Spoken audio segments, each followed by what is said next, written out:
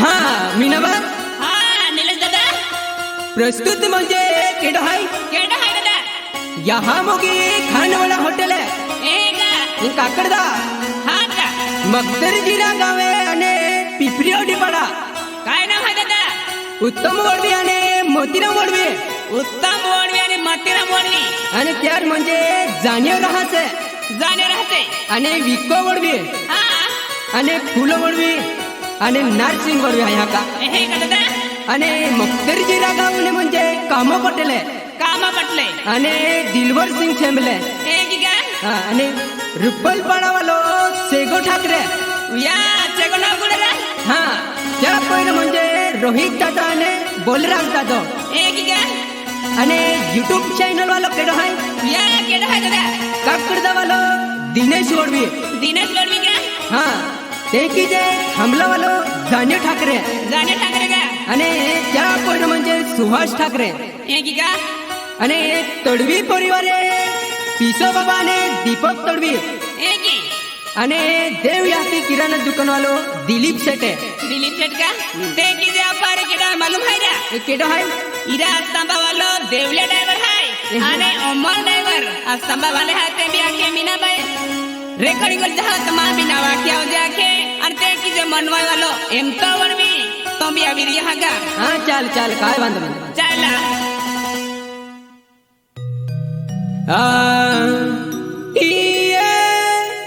याने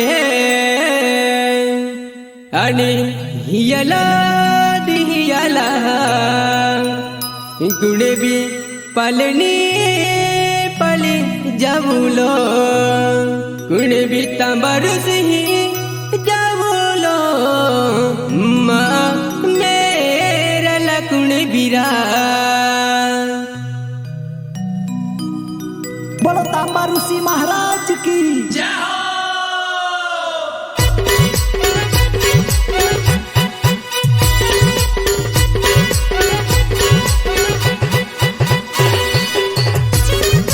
आणि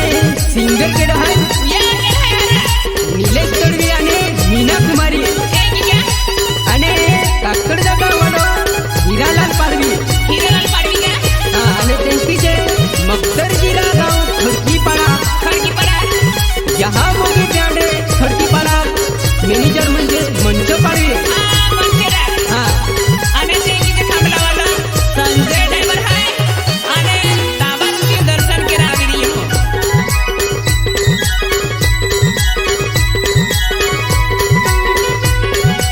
Shriram recording studio सिंहावर Ramdas जमरे संगीत रमेश विटोले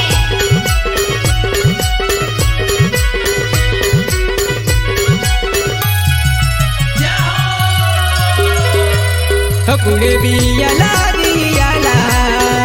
कुणे बी पालने पाले जाऊलो कुणे बी तांबारुसही जाऊलो मामेरला कुणे बिरा कुणे बी तांबारुसही जाऊलो मामेरला कुणे बिरा याला हियाला दियाला हा पुणे बे पालने पालिले बोला पुणे बे तांबारती जावला मामेरला कुणे बिना पुणे बे तांबारती जावला मामेरला कुणे बिना याना याला दियाला कुणे बी पालने पाले जाऊलो तांबारुसही जाऊलो मामेरला पामुरा कुणे बी तांबारुसही जाऊलो मामेरला कुणे बिरा याला हियाला दियाला हा पुणे बे पालने पाली जावला पुणे बे तांबारती जावला मामेरला कुणे बिना पुणे बे पालने पाली जावला मामेरला कुणे बिना कुणे बी खेरी गोटी काय पालने कुणे बी पालने पाले जाऊलो कुणे बी तांबारुसही जाऊलो मामेरला कुणे बिरा कुणे बी पालने पाले जाऊलो मामेरला कुणे बिरा याना केरी कटी काय पालने पुणे बे पालने पाली जावला पुणे बे तांबारती जावला मामेरला कुणे बिना पुणे बे